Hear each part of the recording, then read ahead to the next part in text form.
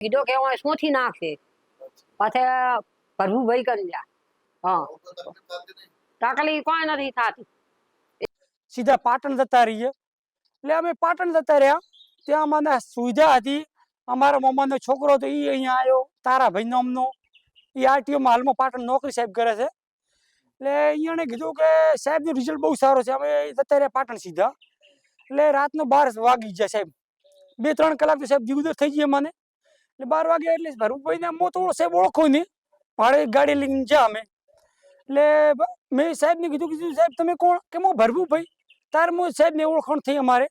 ત્યાં કિરણભાઈ હતા અમારા ગામના